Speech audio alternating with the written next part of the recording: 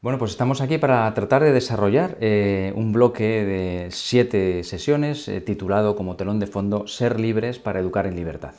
Y a través de estos bloques pues trataremos de desarrollar cuál es la relación entre la familia, el Estado, la enseñanza, la libertad.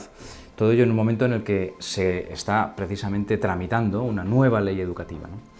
Yo me llamo Juan Carlos Corbera, soy padre de familia numerosa y soy el iniciador y el presidente de la Fundación Educatio Servanda, que es la titular de los centros Juan Pablo II en España. Antes de entrar en harina, que iremos poco a poco haciéndolo, me parece importante hacer una precisión terminológica, porque muchas veces hablamos de enseñanza y de educación como si fueran términos sinónimos, ¿no? Y realmente no lo son. Y el lenguaje tiene importancia porque preconfigura las ideas.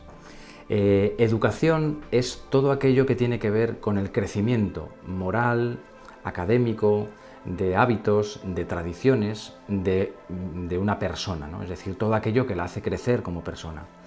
Y la enseñanza estaría circunscrita a la educación, es decir, si vemos dos círculos, no serían círculos tangentes, sino serían círculos concéntricos, es decir, la educación es el mayor círculo y la enseñanza está dentro de la educación. Por lo tanto, la enseñanza es aquella parte de la educación que se acota, que se circunscribe más a los conocimientos académicos, aunque no exclusivamente. Por lo tanto, educación y enseñanza no son términos sinónimos.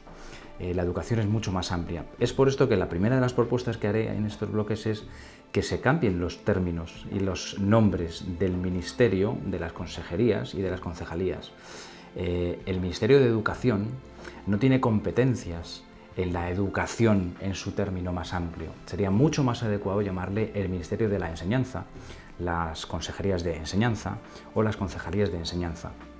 Porque como veremos a través de estos bloques, la educación corresponde a la familia y la enseñanza es una competencia subordinada de la familia a las administraciones.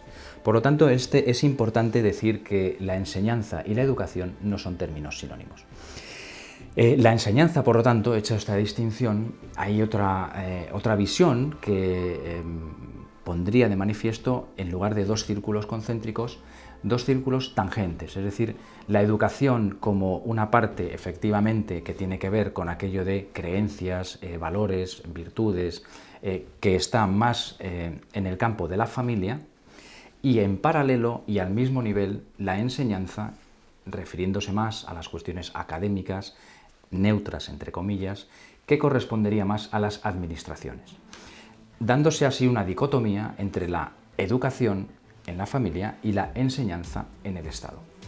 Esta visión, aparte de ser antropológicamente falsa, porque definiría una persona con compartimentos estancos, es decir, una parte de la persona en valores, en creencias, en virtudes, en costumbres, en tradiciones, en la familia, y otra parte sin conexión con la anterior, intelectual, en la cual como un recipiente inconexo, se introducen conocimientos y enseñanzas que no conforman a la persona en su conjunto. Por lo tanto, es un error conceptual antropológico de primera magnitud. Pero además hay un segundo error o un segundo planteamiento en esta dicotomía, en esta disociación de la enseñanza y de la educación. Si a la educación le corresponde la familia y a la enseñanza le corresponde el Estado, partiríamos de la base de que la enseñanza debería ser neutra. Y es otro segundo error de este concepto. Ninguna enseñanza es neutra, precisamente por lo que decíamos antes, porque es imposible aislar a la persona de su intelecto. Y por lo tanto, cualquier enseñanza está también influyendo en el desarrollo completo de la persona. Ningún profesor enseña de manera neutra su asignatura, porque en su asignatura él se vierte como persona y por lo tanto inevitablemente, aunque no quisiera, evidentemente parte de él a través de la asignatura está llegando al alumno. ¿Qué diríamos de aquel profesor que no quiere ser precisamente neutro y que lo que quiere precisamente es, a través de su asignatura, hacer llegar al alumno una serie de conocimientos y de conceptos que estarían mucho más clasificados en el campo de la educación que el de la enseñanza? Por eso mismo es muy importante tener en cuenta que la educación y la enseñanza son distintos Y en ese sentido, y por ese mismo motivo, por considerar la enseñanza como algo no desconectado de la educación, es por lo que los poderes públicos siempre han pretendido controlar la enseñanza, porque saben precisamente que no se trata exclusivamente de unos conocimientos académicos, sino que con la conformación académica también se conforma la persona. Por lo tanto, y de ahí se derivan las luchas y las enésimas y las multitudinarias leyes que hayamos tenido en nuestro país en educación, ¿no? Porque precisamente de lo que se trata es de, en la enseñanza, trasladar ideología, porque precisamente lo que queremos es conformar un sujeto específico en función de la ideología del partido dominante. Me da igual que fueran unos u otros, aunque ciertamente algunos tienen más fruición en hacer esto que otros, ¿no? Por lo tanto, antes de entrar en el debate quizá político, ¿no?, de las ideologías, convendría hacer una abstracción, un planteamiento prepolítico, ¿no? ¿Qué es la educación? No tanto la enseñanza, que está dentro de la educación, sino qué es, por tanto, la educación, ese círculo máximo, ¿no?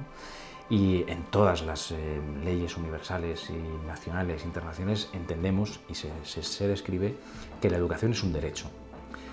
Hay un consenso total en todas las instituciones, en todas las administraciones, en todos los partidos políticos, de que la educación es un derecho del niño. Por lo tanto, partamos de ese lugar común, ¿no? La educación es un derecho y, por lo tanto, como tal derecho, ¿a quién corresponde?, ¿no? Y aquí tenemos un poco la raíz del problema posterior, ¿no? Puesto que es un derecho, la Declaración Universal de los Derechos Humanos lo reconoce, y bueno, hay muchas otras declaraciones, ¿no? Puesto que es un derecho que le corresponde a la persona, sería la persona la que tendría que ejercer ese derecho y, por lo tanto, ninguna otra institución debería meterse a gestionar o a tutelar ese derecho. Pero ocurre que el derecho a la educación nace prácticamente con la persona y se desarrolla en los primeros años. Ya incluso los padres, con el sistema de vida que hemos montado, necesitamos las guarderías desde los 4 o 5 meses. Por lo tanto, ese derecho a la educación, que es de la persona, aparece inmediatamente la necesidad de una tutela, porque el derecho a la educación no puede ser gestionado directamente por el niño. Pero igual que otros muchos derechos, el derecho a la vida tampoco puede ser gestionado por el niño. Alguien tiene que tutelar ese derecho. Si un niño recién nacido lo dejamos en la cuna y nadie se ocupa de vigilar por ese derecho a la vida que el hijo o que el niño ya tiene por el hecho de nacer, el niño muere, pierde su derecho porque no es capaz de gestionarlo directamente. Ocurre lo mismo con la educación.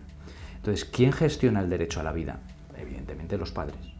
¿Quién gestiona, quién tutela, quién acompaña, quién protege ese derecho a la educación de los niños? La familia, los padres.